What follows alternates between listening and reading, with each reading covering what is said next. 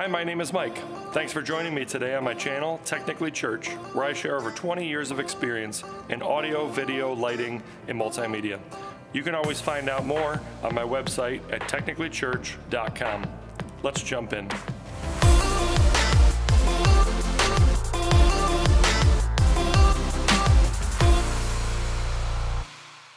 Today I'm going to walk you through preparation for a typical Sunday setup that I do at my church here on the Behringer Wing.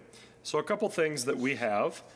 We do stage plots using Planning Center services. So I know predetermined what vocalist is using what microphone, where the musicians are on the stage, and what musicians I'm working with. So I have that. And I also have my Planning Center services schedule, which shows me the songs that we're doing, who's leading each song. So we regularly have multiple vocalists on our stage, and they share leading each song. So I set that up individually. So I have that. So the first thing I'm going to do is each week, I would start by loading. I have a master snapshot on my wing here. So I'm going to go to my library, my internal drive here, and I have a master snapshot, and I'm just going to go ahead and load that to make sure I'm back to square one. You know, any weird changes that I made that I didn't want to save, just kind of reset. So the first thing I do each week is I label each vocalist's microphone. Makes it really easy. I don't have to remember who has what number, and they also correspond to their wireless in-ear packs, so I don't have to remember who has what number. I just look at the name. So I'm going to go through, go to vocalist 1, go to name here, and this week vocalist 1 is Adeline. So I leave my label V1, and I just type in Adeline. So I'm going to go to V2. This week, this is Kendall. Go to V3.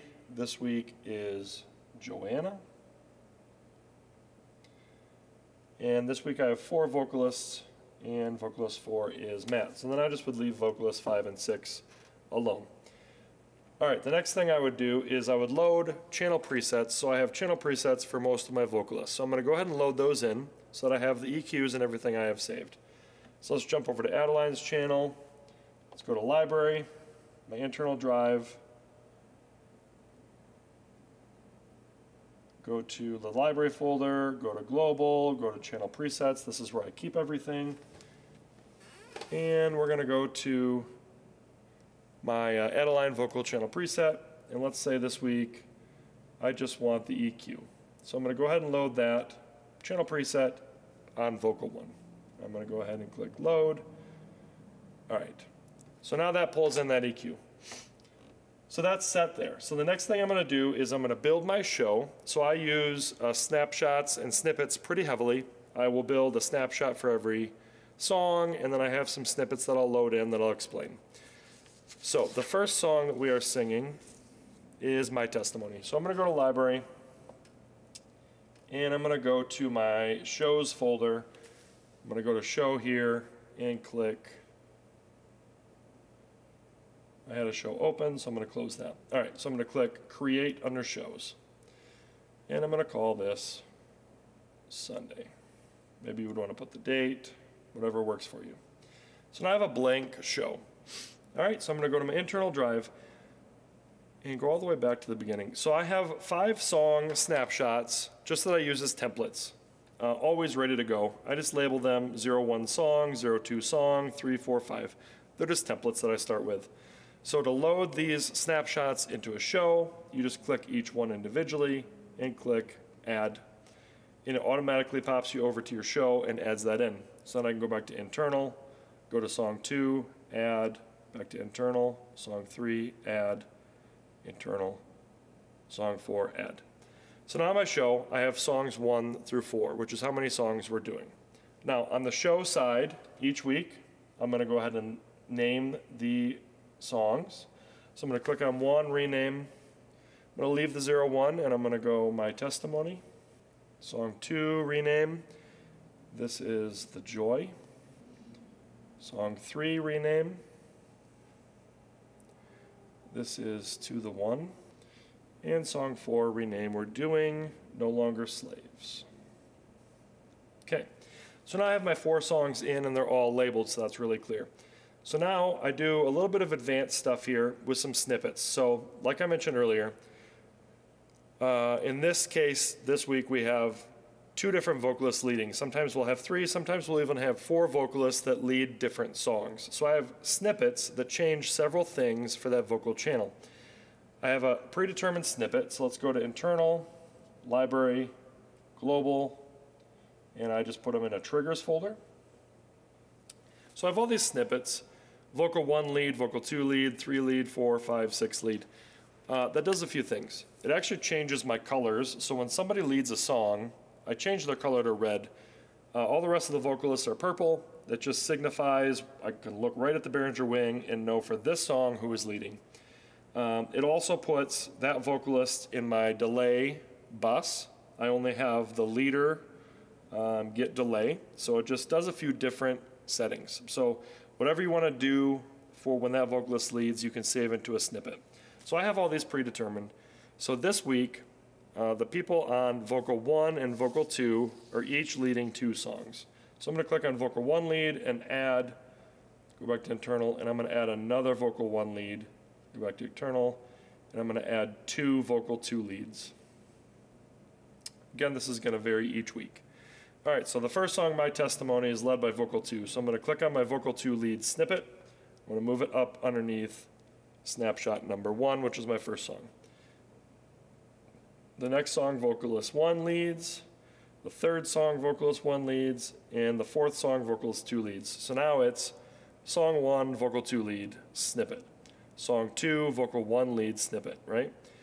So now I'm going to link them together so I don't have to cue each one. So I'm going to click on my first song and click link, and it's automatically going to link whatever's right below it. Now I'm going to click song 2, link, song 3, link, song 4, link.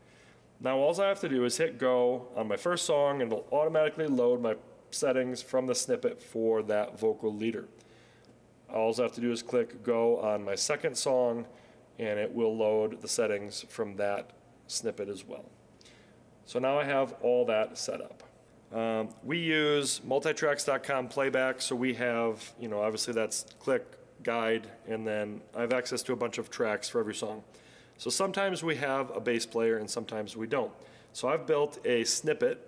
I call it the bass flip snip. That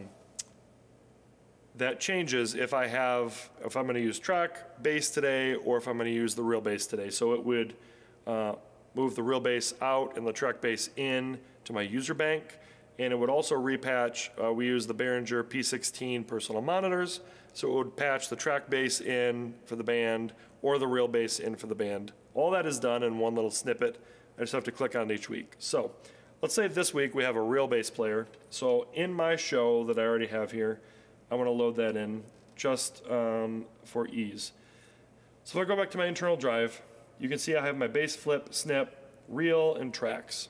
So this week is reel, so I'm going to add that to my show. Now it added it in a weird spot, so I'm going to move it down to the bottom. So that's just going to remind me on Sunday, I'm going to load that snippet, and it's going to make sure the patching is right for my bass guitar. It's just a really easy way to make those settings. Now, one more thing that I will do in my show is we do some external processing back here. We use Waves plugins through Ableton, and I do those on my vocal channels, kick drum, snare drum, a few other things, and I use the external rack element in the channel as an insert. So what happens is it sends it, the real input signal, it sends it over to Ableton, processes it through Waves, and sends it back using the external effects rack.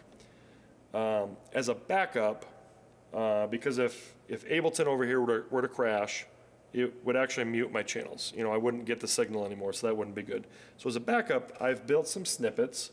I call them on Ableton and off Ableton, and I have them attached to user keys over here. But the only way for these user keys to work are to have those snippets loaded into my show and tagged properly. Now I do have a video that explains how to do that. So I have those pre-set up. So I'm going to go back to my internal here. And just in an admin folder, I have enable and disable Ableton. So I'm going to add each one to my show. And it's as simple as every single week, I click this one here and I give it a tag of number 1, and I click my disable and give it a tag of number 2. So those have to be in there and they have to be tagged for these buttons to work.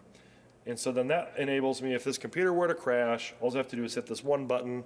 In less than a second, I have all my channels back. They're just not processed via Ableton. So that's essentially my setup for the week. What I would then do is I would go back to my main library, internal drive, and I would save my master file.